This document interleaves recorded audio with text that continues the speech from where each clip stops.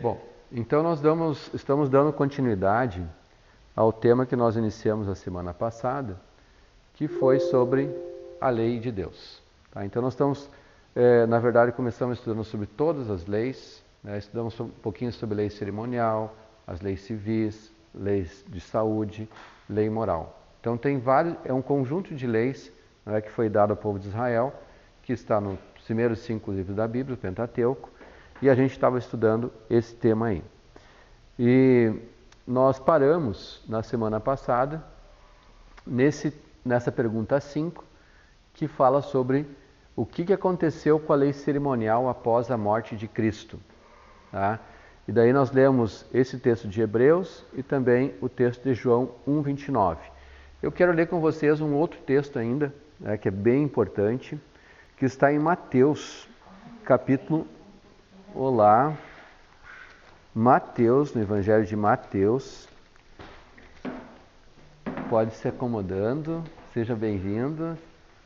Cleonice, Joanir, o Gustavo. Aqui, fica perto aqui. Tá? Então estamos começando agora, né, e o texto que a gente vai ler é no Evangelho de Mateus, capítulo 27,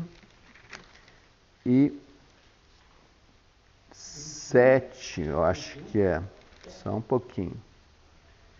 Capítulo 27. Isso, Mateus capítulo 27. E daí nós vamos ler o verso 50 e 51. Evangelho de Mateus. Não está ali na tela, a gente está num outro texto para reforço sobre a mesma pergunta.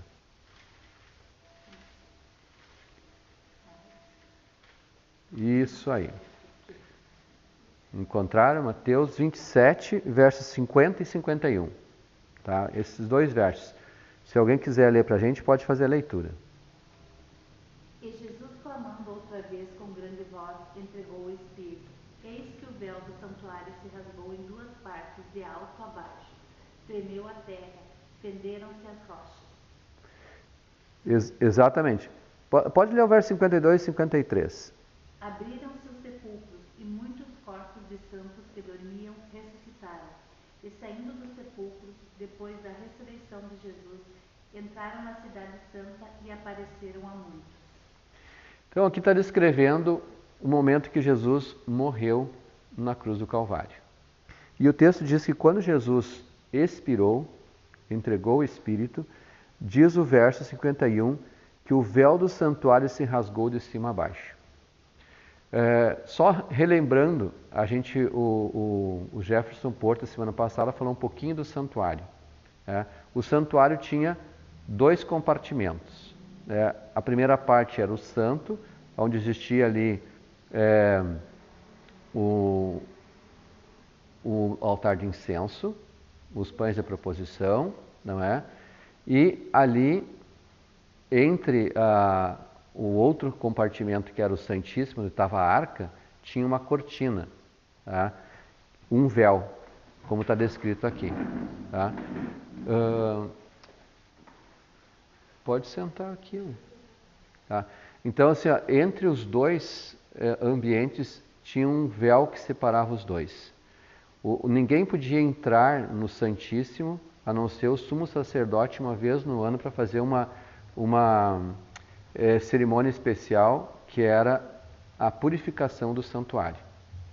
Então aquele véu, ele separava esses 2 compartimentos. E o texto diz que aquele véu, quando Jesus expirou, quando Jesus morreu, ele se rasgou de cima a baixo. Qual é o simbolismo desse véu se rasgar de cima a baixo? O simbolismo é que a partir daquele momento ali não havia mais necessidade, não é, desse sumo sacerdote do santuário terrestre fazer mais aquela cerimônia de purificação do santuário ou entrando naquele ambiente, naquele lugar santíssimo. Tá? Ou seja, a partir da morte de Cristo não havia mais necessidade de oferecer outro sacrifício. O sacrifício de Cristo foi completo. E ele prefigurava o sacrifício dos cordeiros no Antigo Testamento. Tá? Então, naquele momento, digamos, todo aquele simbolismo, aquela sombra das coisas do Antigo Testamento estava se cumprindo na pessoa de Cristo Jesus, a verdadeira oferta pelo pecado, né? Aquele que realmente pagou o preço do pecado. Antes, as pessoas tinham o perdão pela fé no que representava aquele cordeirinho que estava sendo morto. Representava Cristo, o Messias. Então, deixava de existir a necessidade daquilo. Terminou aquilo ali. Exatamente. Era o fim daquele ritual, daquele simbolismo, não é? Exatamente. Tá? Então, esse é o sentido. E o Hebreus capítulo 8, que a gente fez a leitura na semana passada, e a gente só vai recordar agora, para a gente avançar para os outros 3 versos que temos pela frente, 3 perguntas. No Hebreus, neste livro que o apóstolo Paulo escreveu, Hebreus capítulo 8, qual é o relato que a gente tem aqui agora? O relato é de que, no momento que cessou o serviço no santuário terrestre, logo depois da ascensão de Cristo começou, na verdade, esse serviço no céu, no santuário do céu, onde Jesus assumiu a condição de sumo sacerdote. Tá? Isso está escrito aqui no capítulo 8 de Hebreus.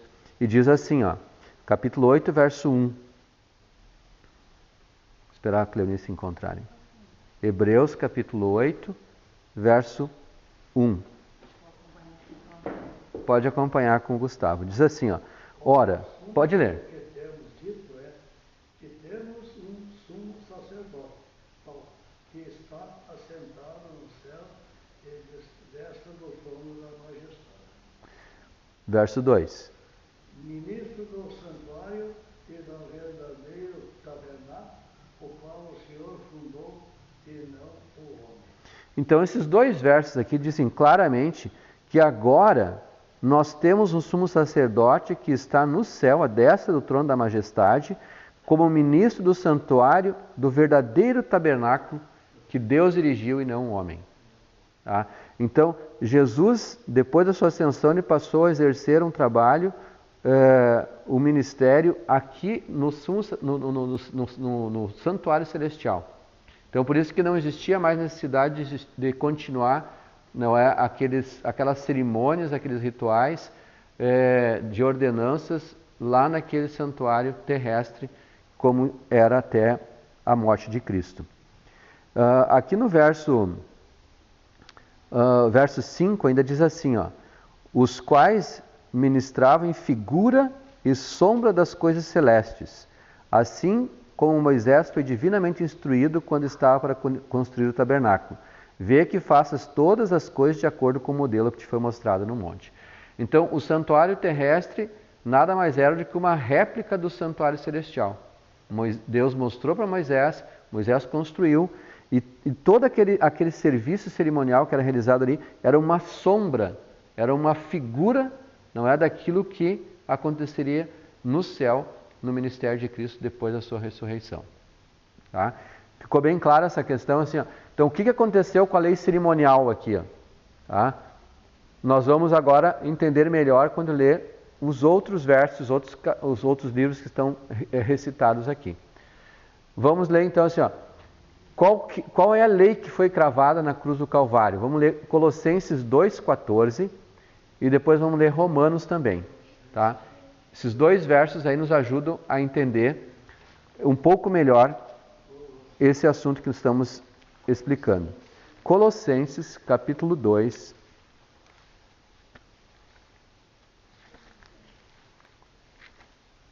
versículo 14.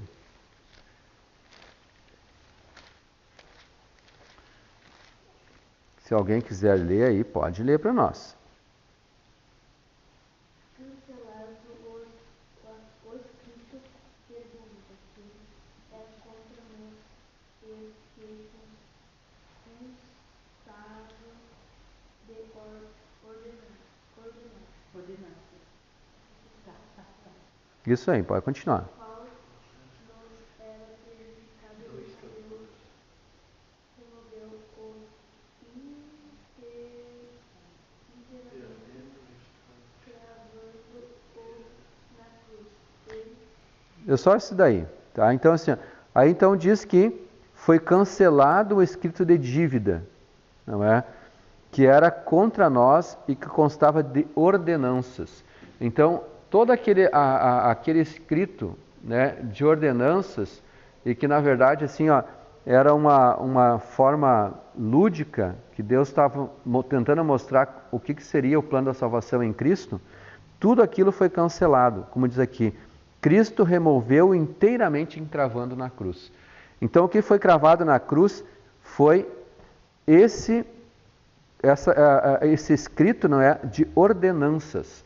Tá? Então, às vezes as pessoas usam esse texto para dizer assim, ó, não, mas Cristo aboliu na cruz do Calvário a lei, né? A lei moral de Deus. Não, o que foi encravado na cruz foi as leis cerimoniais, aquelas dos sacrifícios. Tá? E o verso 17, quem ler que dá mais luz um pouquinho sobre isso. Aí mesmo em Colossenses 2. 2,17. 2,17. Uhum. E quando quiseres por palavra ou por obra, Não, é Colossenses. do Senhor Jesus, dando por ele é 13, eu estou em 13 aqui. É o Isso, capítulo 2, verso 17. Que são sombras das coisas futuras, mas o corpo é Cristo. Então aqui diz bem claramente assim, que essas coisas eram sombra das coisas futuras. Né? Então aquelas leis cerimoniais, todos aqueles rituais que eram realizados lá, eram uma sombra, como eu havia explicado ali, daquilo que haveria de vir em Cristo Jesus. Tá?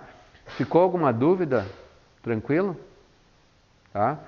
Vamos avançar para o Romanos capítulo 8.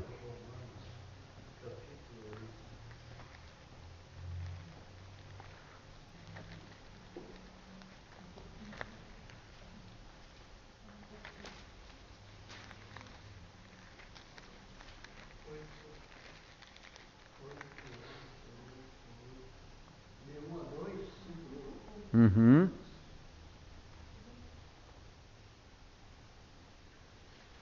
Portanto, agora nenhuma condenação há para os que estão em Cristo Jesus, que não andam segundo a carne, mas segundo o Espírito. Porque a lei do Espírito de vida em Cristo Jesus me livrou da lei do pecado e da morte. Tá, então a lei de dívida que foi cancelada no texto anterior que a gente leu, era a lei do pecado e da morte. Por quê? Porque Deus tinha falado assim, a pessoa que pecar morrerá, ou seja, a condenação do pecado era a morte. E esse texto diz então que Jesus Cristo, não é, nos livrou da lei do pecado e da morte. Por isso que nenhuma condenação há para aqueles que estão em Cristo. Tá? Então em Cristo nós somos libertos da condenação do pecado. E em Cristo nós temos um espírito da vida, como está escrito aqui. Tá? Ficou claro isso daqui? Dá para a gente avançar? Ficou alguma dúvida? Querem fazer alguma pergunta? Tá? Sobre essa questão, qual é a lei que foi cravada na cruz do Calvário?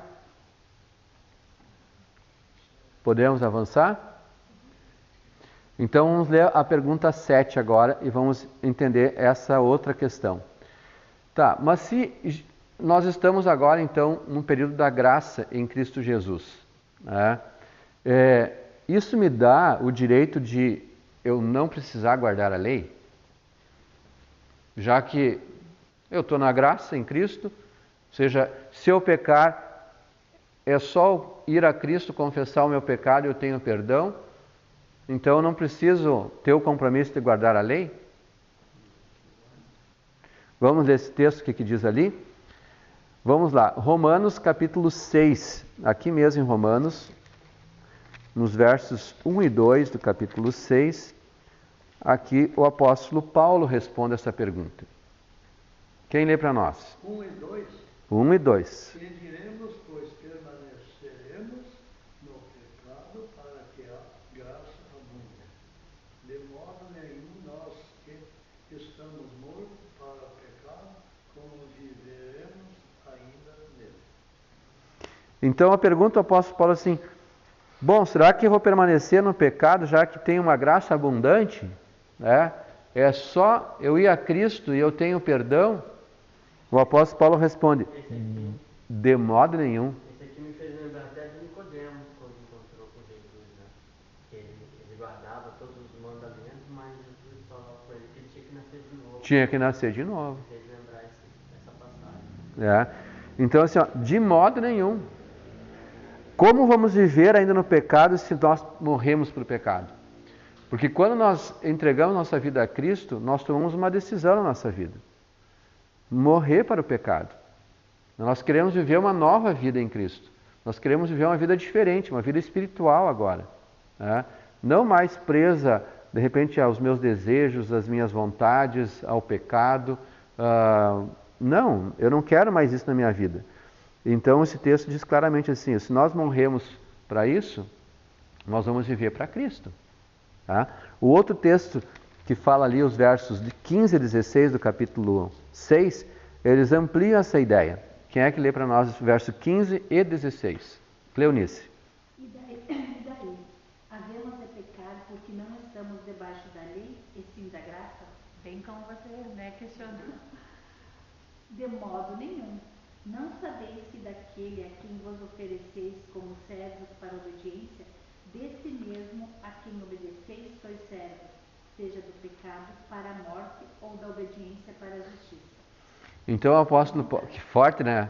Mas é bem isso daí. O apóstolo Paulo disse assim, olha, a quem nós servimos, nós nos tornamos escravos.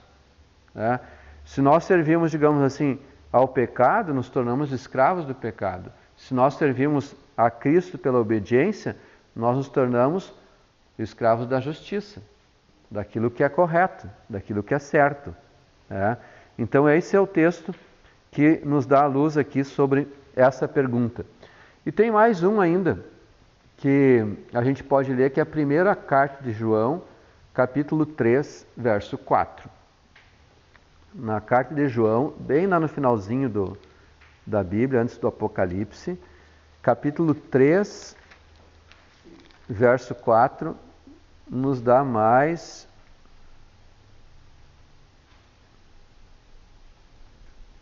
um esclarecimento ali que nos ajuda a entender. Primeira carta de João, capítulo 3, versículo 4. Isso. Qualquer que comete pecado, também comete iniquidade, porque o pecado é iniquidade. Exatamente. Na minha versão diz assim, o pecado é a transgressão da lei.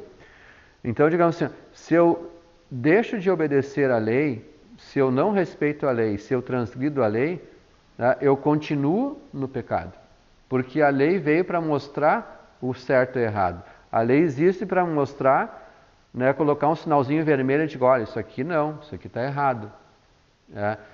E se eu, digamos, insisto em fazer aquilo que é contrário à lei, como diz o texto aqui, eu continuo servindo o pecado na minha vida.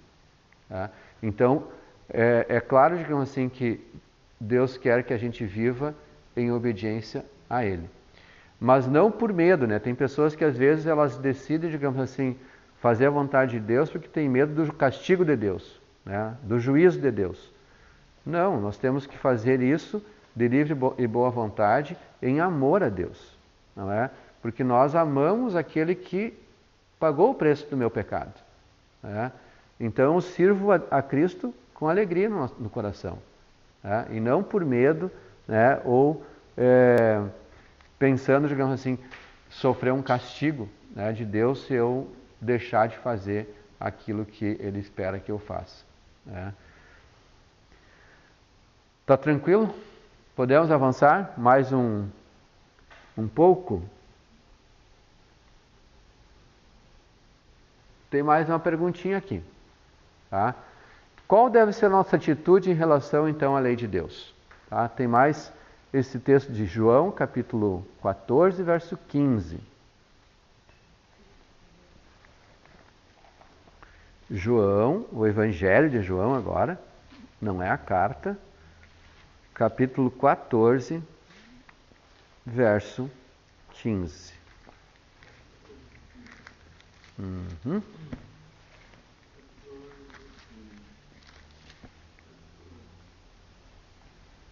Posso ler? Pode. Se me amais, guardareis os meus mandamentos. Olha só, então esse texto confirma aquilo que a gente estava comentando antes. Jesus falou assim, olha, se vocês me amarem, vocês vão guardar os mandamentos. Não é? Se nós, digamos assim, amamos os nossos pais, nós vamos obedecer aos nossos pais. Não é? E assim, da mesma forma, se nós amamos a Deus, nós vamos obedecer aquilo que Deus pede de nós. Tá? Então esse texto, ele vem confirmando. Uma coisa interessante nesse texto, que você fez a colocação dos pais. Quando nós amamos os nossos pais, nós demonstramos o amor quando nós estamos distantes deles. Porque fazemos aquilo que nossos pais gostariam que fizéssemos mesmo à distância. Exatamente, na ausência deles. Perfeito. É bem isso mesmo. Mesmo à distância, porque mesmo que a gente não esteja enxergando, a gente, né, tem que amar, né? Tem que colocar. É isso mesmo. Vamos ler mais texto de João? Primeira carta de João 2:4. Vamos voltar lá para aquela carta que nós estávamos antes. O apóstolo João, o discípulo do amor, né? Ele escreveu muito sobre o amor. E aqui no capítulo 2, verso 4, 4 até o 6. Olha que texto bonito esse texto aqui. 1 João, capítulo 2, 4 a 6.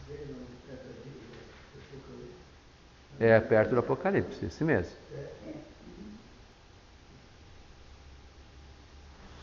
Quem lê para nós? A Flávia. Deixa a Clonice encontrar ali, já achou? Tá. Então, primeira carta de João, capítulo 2, versos 4, 5 e 6. É isso que a Flávia vai ler. Diz, eu o conheço e não guardo os seus mandamentos, é mentiroso, e nele não está a verdade. Aquele, entretanto, que guarda a sua palavra nele, verdadeiramente tem sido aperfeiçoado o amor de Deus. Nisto sabemos que estamos nele. Aquele que diz que permanece nele, esse deve também andar assim como ele andou. É forte esse verso. Sim. Não adianta eu só dizer eu amo a Deus, eu conheço a Deus, e eu não faço a sua vontade, não guardo os seus mandamentos. Aqui nos diz que nós somos mentirosos. Se a gente está dizendo que nem o filho, que diz que ama o pai, mas não faz nada que o pai pede. Filha, vai cortar uma graminha ali. Eu não. Vai ali lavar uma loucinha, né? Não, eu não vou. Ou seja, não é um amor genuíno, né? É só de palavra. E o texto diz assim, olha, se você diz que conhece a Deus e guarda os seus mandamentos, se você não guarda os seus mandamentos, você não está na verdade, você é mentiroso. A colocação que Jesus fez, a respeito disso que você falou, que tinha 2 irmãos, né? Aí o pai pediu algo, aquele falou, eu não vou. Isso. E foi, e fez, né? E o outro falou que iria e não fez. Não foi. Aí a pergunta é, qual amor realmente do pai? Né? Quem obedeceu? Quem obedeceu foi o que disse que não ia e depois foi. Né? Não foi aquele que disse, não, pode deixa para mim que eu faço, né? E depois não fez. Né? Então, é bem lembrada essa parábola aí. E diz aqui, ó, e nisso sabemos que estamos nele, não é? Quando nós guardamos sua palavra e é aperfeiçoado o amor de Deus na nossa vida. Que é o verso 5 ali. Então, acho que está bem claro, né? A questão assim de o que Deus espera de mim como um cristão, como um filho dele.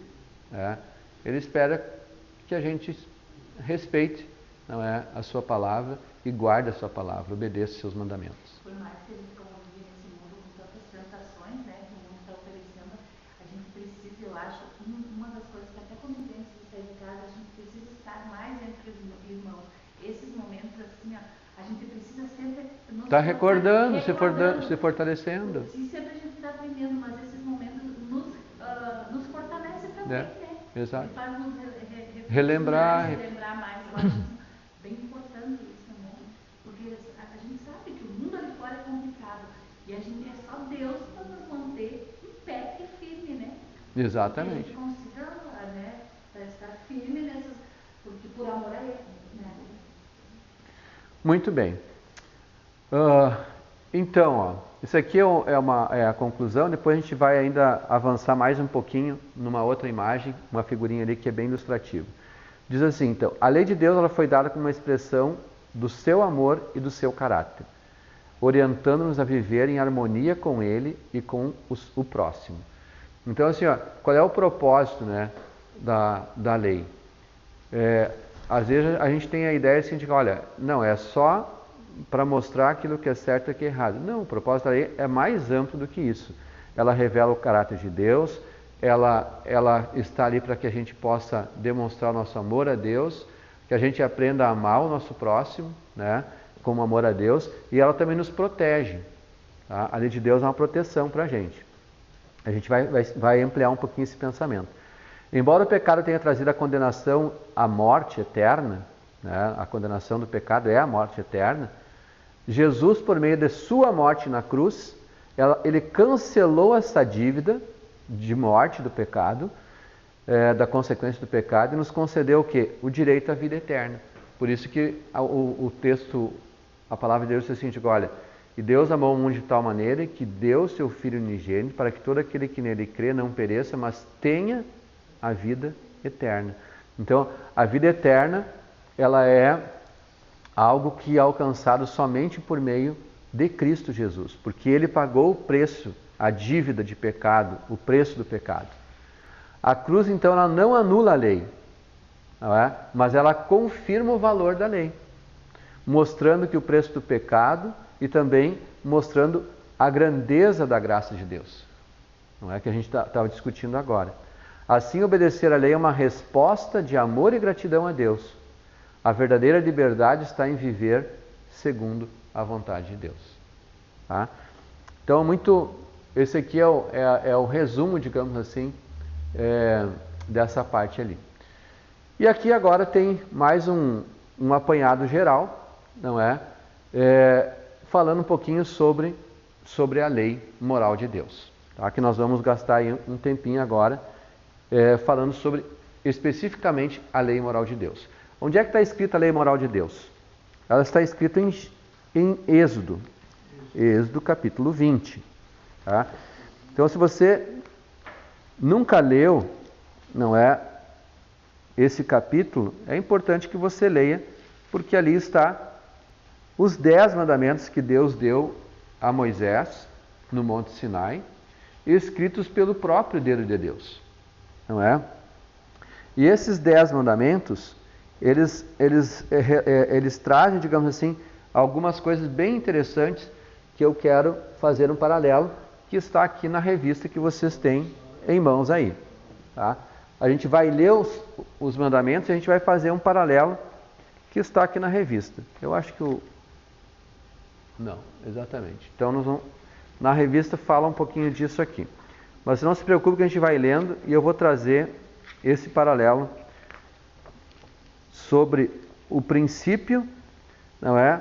E qual é a proteção que Deus... Porque eu falei assim aqui, a lei, ela foi dada, não é? Expressa o caráter de Deus, ela nos ensina a amar a Deus, nos ensina a amar o próximo, mas ela também é uma proteção para a nossa vida. Ela é como se ela fosse um muro de proteção para o Filho de Deus. Então, por isso que é super importante a gente guardar no nosso coração a lei de Deus. Ela nos protege de muita coisa. E vocês vão ver isso na medida que a gente for ler agora aqui. Quem é que lê para nós, então, os mandamentos? Capítulo 20, verso 3. Nós vamos lendo um por um e a gente vai fazendo um paralelo. É dos 3 até o 17. Não terás outros deuses diante de mim. Então, esse aqui é o primeiro mandamento. Tá? Não ter outros deuses diante de mim. Esse é o que Deus colocou ali. Qual é o princípio que está por trás desse mandamento? A lealdade, exatamente, a lealdade. Tá? Então, é a mesma coisa, digamos assim, olha, quando a gente vai lá no altar para se casar, a gente promete o que para o outro? Lealdade, fidelidade. Né? Seria como se dissesse, olha, o primeiro mandamento do casamento é, olha, não tenha um outro homem na tua vida, não tenha outra mulher na tua vida. Você é um para o outro apenas. Então, esse relacionamento nós precisamos ter com Deus. Nós precisamos ter um único Deus. Né? A gente tem que servir. Não existe outro, existem outros deuses, né? Mas a Bíblia coloca isso aí tudo em minúsculo, né? Porque são obras do homem. Não adoreis a dois senhores, porque vai chegar um momento que você vai ter que amar mais a um do que ao outro. Né? Porque a gente pode fazer um Senhor, mesmo não sendo Deus, mas ele ter prioridade na nossa vida. Né? Jesus, quando citou esse texto, ele estava falando principalmente em relação ao dinheiro. Né?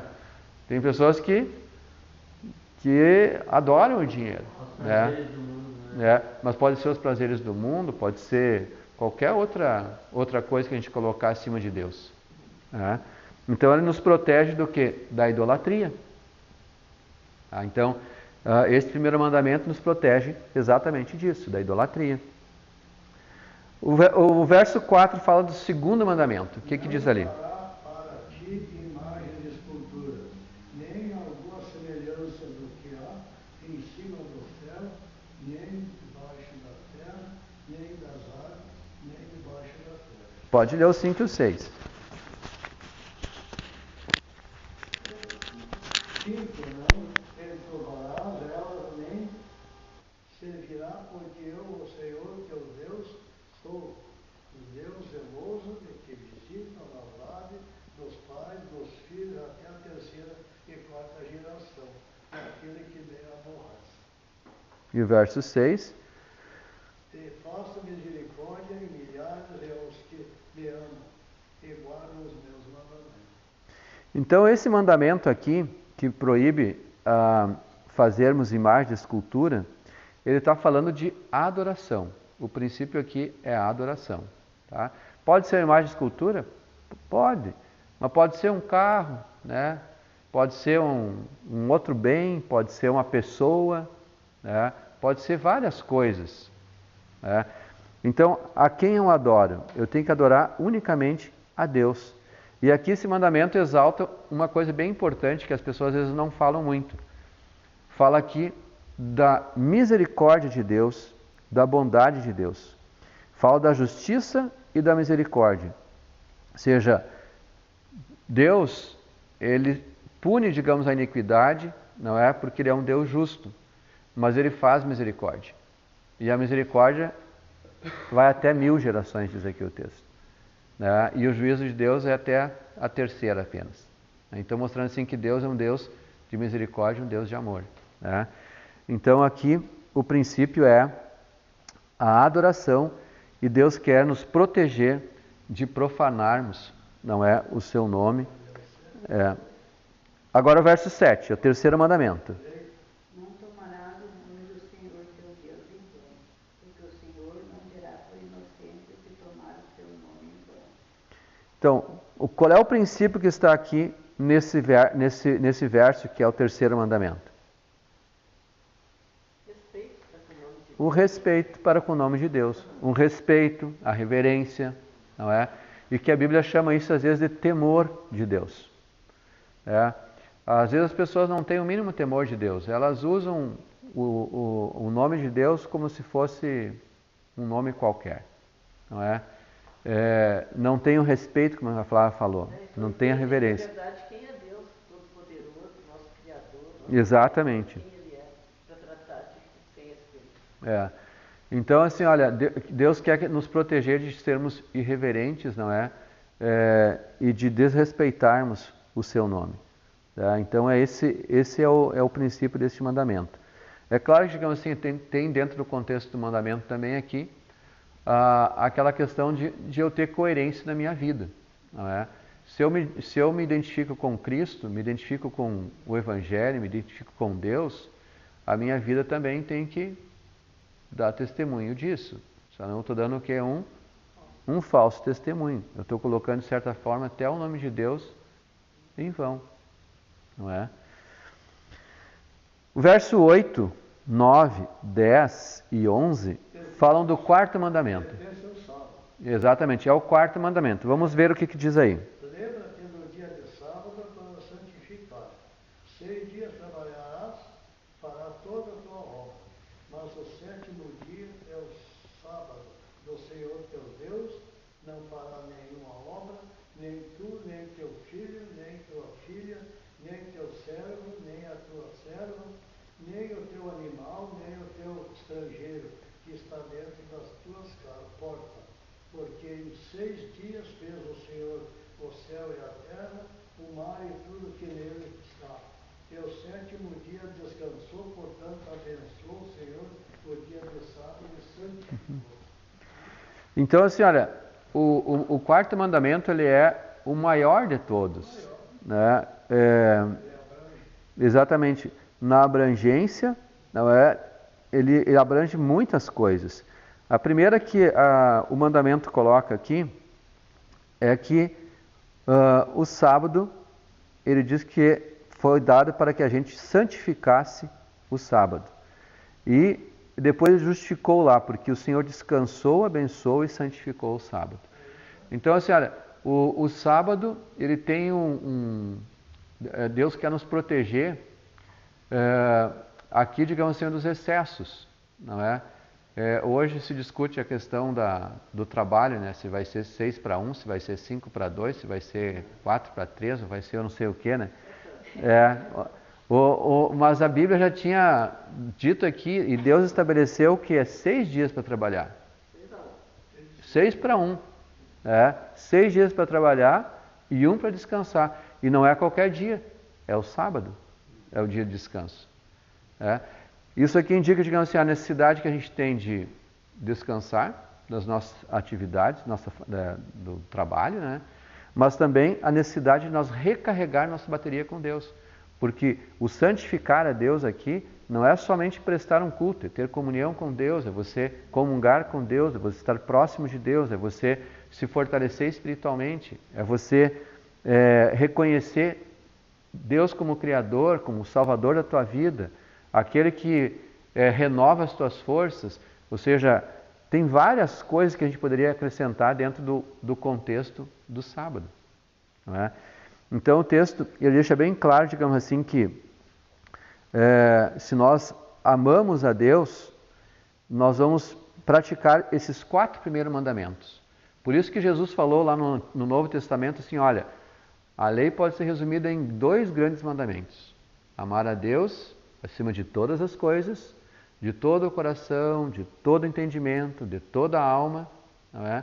E amar o próximo como a ti mesmo. Então, por isso que Jesus resumiu o Novo Testamento em 2 grandes mandamentos. E de fato, para eu amar a Deus de todo o meu coração, de toda a minha alma, eu não vou adorar imagem de escultura, eu vou ser reverente em relação ao nome de Deus, eu vou obedecer a Deus naquilo que Ele pediu para que eu tivesse comunhão com Ele no dia 7º, não é? Eu não vou ter outros deuses, eu vou colocar Deus em primeiro lugar na minha vida. Então isso tudo está associado com o nosso amor a Deus. Não é? E por isso que a Bíblia diz assim, ó, de todo o coração, de toda a alma, a gente tem que colocar energia nisso. Não é fácil, não é, a gente servir a Deus dessa forma, mas é aquilo que a palavra de Deus nos diz aqui. O capítulo 20, verso 12, fala do 5º mandamento. O que diz aí no 5º mandamento? Honra teu pai e tua mãe, para que se prolongue os teus dias na terra, que o Senhor teu Deus te dá. Então aqui fala também que devemos honrar o pai e mãe, respeitar pai e mãe, como nós estávamos antes fazendo um paralelo, não é? Em relação a Deus. E o princípio também aqui está o princípio da família, não é? A família como sendo algo que a gente precisa preservar, precisa manter, a gente precisa investir na família. Não é? Interessante a ordem. Primeiro é o respeito e o amor a Deus. Depois, quem é que na terra Deus colocou no lugar para ser também filhos de Deus, são os nossos pais, né? Nossos pais. Na nossa lei temos que honrar os nossos pais. Ter respeito também com os pais. E uma coisa que eu observei nesse versículo, assim, nesse quinto mandamento, que ele não colocou no passado, que o Senhor teu Deus te deu. Ele colocou que o Senhor teu Deus te dá, ou seja, uma nova forma de vida todos os dias. Exatamente. Porque Deus ficou no passado, né? Mas ele não, ele coloca no presente, porque cada dia ele te dá uma nova esperança de vida com ele. É verdade, muito bom. E daí vem os outros mandamentos, 6º, 7º, 8º, 9º e 10º. Todos esses mandamentos aqui, desde o 5º até o 10º, é a nossa relação com o próximo. Qual é que é o próximo mais próximo de nós? A família. Por isso que é o primeiro dessa sequência de mandamentos a partir do 6º. Eu tenho que amar a mim, mas eu tenho que amar primeiramente a minha família, meus pais. Não é? Mas também envolve também o meu próximo. Não matar, não adulterar, não furtar, não mentir, dar falso testemunho no caso, não cobiçar nada do que é do próximo. Qual é os princípios que estão aí? O princípio do amor ao próximo, da pureza, da honestidade, da verdade e do contentamento. Às vezes a gente tem aquela ideia de que, assim, olha, não matar é uma coisa tão forte, né? Mas é o respeito à vida. Hoje a gente percebe assim que as pessoas não têm o menor respeito à vida. Um bandido, ele mata o outro sem consideração nenhuma. As pessoas às vezes não têm o respeito à vida nem com um animal, não é? E às vezes, pior ainda, com um ser humano. Então, Jesus está estabelecendo o respeito à vida. A gente tem que... Por quê? Porque só Deus dá a vida. Como é que eu vou tirar a vida de algo se eu não tenho como dar vida? Só Deus dá a vida. Eu não tenho direito de tirar a vida, né, de nada. Então esse texto aqui ele fala não matar. E Jesus ampliou falando que às vezes nós matamos alguém quando nós odiamos, quando nós excluímos da nossa vida, quando a gente não quer saber daquela pessoa, né? De certa forma você está agindo da mesma forma. Você está excluindo ela, você está matando ela da tua vida. Então a gente tem que ter esse entendimento também do mandamento, do 6º mandamento. E o adultério nem precisa falar, né? Deus quer preservar o quê? A pureza e a família, a integridade da família. Por isso que o mandamento diz não adulterar. Então, guardar o mandamento significa proteger a família, não é? Disso, porque a gente vê assim, olha, o que há de sofrimento, né, em função de separações, filhos, mãe, pai, todo mundo sofre, né, quando existe uma separação. E o verso 15 fala do furto, não é? Mas mais do que o furto, fala da honestidade. Hoje a gente percebe assim, ó, que a corrupção ela está em tudo que é lugar. As pessoas elas deixaram de ser honestas, sendo que o mandamento é universal. A gente tem a ideia, digamos assim, de que os mandamentos foram dados para o povo judeu. Não é verdade. Os mandamentos foram dados para a humanidade. Porque os mandamentos já existiam antes do povo judeu. A lei é eterna. E como é que vocês acham que seria a sociedade se as pessoas guardassem os mandamentos? É que eu estava refletindo comigo mesmo agora. Porque a gente olhando, olha a perfeição. Seria uma maravilha viver numa sociedade assim, né? Onde as pessoas se respeitassem, as pessoas se amassem, as pessoas exatamente fossem honestas, né? As pessoas não fossem impuras. Exatamente, coisa boa. Que coisa maravilhosa que seria a sociedade, né? Olha só quanto amor de Jesus. Não dá para ficar desconfiado com algo que alguém diz. Exatamente. Será que é verdade? Será que não é verdade? Por quê? Porque as pessoas seriam honestas. Assim, porque na verdade, olha só a forma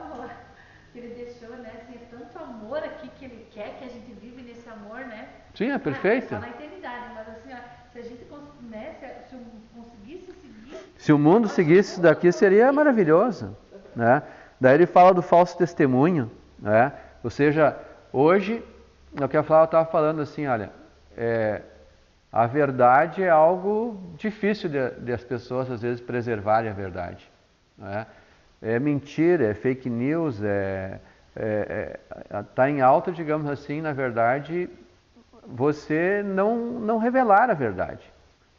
As redes sociais, por exemplo, elas não revelam a verdade das pessoas. Mas o próprio Jesus perguntou para Pilatos, o que é a verdade, né? Jesus fez essa pergunta. Sim.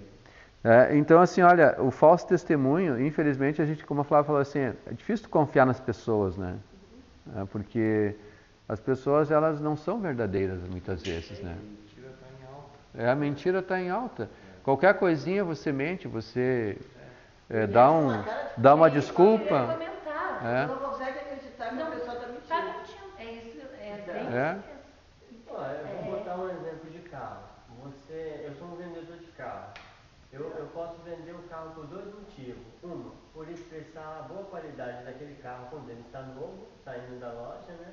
Ou por ocultar os defeitos dele quando ele já é usado por alguém. Porque se não for dessas duas formas, jamais eu vou conseguir vender esse carro. Se eu falar, meu carro está aqui, ele tem esse e esse problema, o futuro dono não vai comprar. Ou eu vou ter um carro semi-novo e falar, esse carro é excelente, ele dá essa quilometragem, ele poupa esse tipo de gasolina, você não vai ser econômico nisso.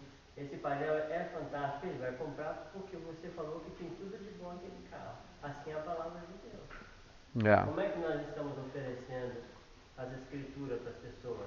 Mostrando a qualidade que ela tem ou ocultando aquilo que ela proporciona na vida de cada um? Boa reflexão. E o último mandamento que fala da cobiça, né? É a questão do segredo da felicidade. Nós estávamos meditando nas últimas semanas ali sobre a felicidade. Como que a gente pode ser mais feliz? E uma das chaves é você ser contente com o que você tem. Se você, digamos, é contente com o que você tem, você é feliz. Seja pouco, seja muito, não importa. A gente precisa se contentar com aquilo que Deus nos deu. E isso, digamos assim, nos protege. Né? Guardar esse mandamento aqui nos protege dessas coisas. Porque hoje as pessoas cobiçam, né? E não só cobiçam, como elas até mesmo, a cobiça se torna em ação, né? Eu falei rapidinho porque... Pode falar. E nos protege do egoísmo também, né? Tu ser contente com essa palavra do egoísmo. O Simples Fato essa semana, agora é época de bergamota, tem muita bergamota. Tem muita bergamota. Um saco de bergamota, eu pensei, vou levar ela para as minhas colegas. Eu fiquei assim, eu pensei, nossa, olha, daí que está no controle do trabalho lá, ela achou, não, eu vou pegar, já vou guardar lá na minha sala. Essa eu vou ficar tudo pra mim. E eu fiquei assim, ó, sem saber o que dizer, mas eu tinha levado para todas as minhas colegas. Todo mundo, para todos. E aí eu cheguei em casa de Jorina, eu fiquei sem assim, porque eu pensei, nossa, que egoísmo isso. Imagina com uma simples coisa da bergamota. Ai, mas eu não me contei. No outro dia eu peguei, levei e já levei lá na mesa das gurias. Bergamota eu lembro lá do pequenininho. Coração do ser humano, né, gente? Coração do egoísmo. Pra querer pra si. Pra si, né? Imagina. Que era um monte de bergamota, então vai partir para todos, né? Então, isso são as pequeninas coisas. E imagina, né? E Deus quer nos proteger do egoísmo, né? Se a gente guarda a lei no nosso coração, Deus nos protege de tudo isso. Então, assim, ó, resumindo, para nós fechar então aqui, esse aqui é o resumo também, tá? Então, assim, ó, a lei de Deus é eterna. A gente não leu esse texto aqui hoje, né? Mas ela foi dada por Deus e a Bíblia descreve assim, olha, passará os céus e a terra, mas as minhas palavras não passarão. Então, ela é eterna. Ela existia antes do Sinai. Então, assim, olha, às vezes as pessoas têm a ideia, digamos, que como eu falei antes, que foi só para o povo judeu. Não, a lei ela foi dada para a humanidade. Os povos que viveram antes de Moisés, que Quando Moisés viveu, já tinha mais de 1000 anos de existência, já a terra, 1500 anos, já tinham a lei. Abraão guardava a lei de Deus, muito tempo antes de Moisés. E, então, assim, ela existia antes do Sinai. A lei de Deus, ela é imutável. Por que ela não muda? Porque Deus não muda. Se Deus fez a lei, Deus fez uma única lei. A lei que Deus deu à humanidade é a mesma lei que existe no céu. Não existem outras leis. Às vezes a gente se baseia assim, mas o homem gosta de fazer leis, né? Claro, porque as leis são muito falhas. Então você tem que estar sempre modificando e ajustando, para ser uma coisa justa, mas a lei de Deus não.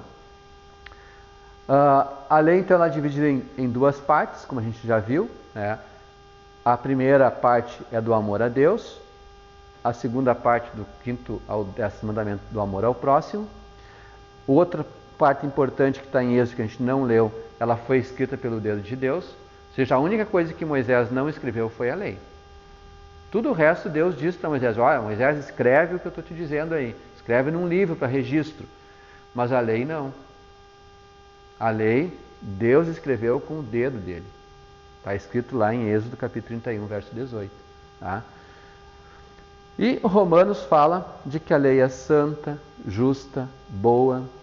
E o Novo Testamento tem vários textos que falam que a lei ela foi guardada não somente por Jesus, mas pelos apóstolos. Ou seja, depois que Jesus morreu, depois que Jesus ressuscitou, já tinha ascendido ao céu, ela continuou sendo guardada por todos os apóstolos, que escreveram o Novo Testamento. Então, desde o Mateus até o Apocalipse, você vai perceber que a igreja primitiva, ela observava a mesma lei. E uma prova de amor tão grande deles é que, assim que Jesus morreu, eles foram ainda mais perseguidos. Eles eram lançados nas arenas, nos leões, e mesmo assim eles queriam falar nesse Deus. Exatamente. Eles não pararam de falar de Jesus. Não se intimidaram. Eles eram levados à morte. Então esse aqui é o resumo. Não, eles diziam mais importa obedecer a Deus do que aos homens. Eles vão se ameaçaram de se matar e eles não, nós vamos continuar obedecendo a Deus. Pode falar. Ali, na verdade, só para mim, todos esses livros ali do Novo Testamento falam sobre os mandamentos, né? Ali que Sim. Todos eles, Sim. né?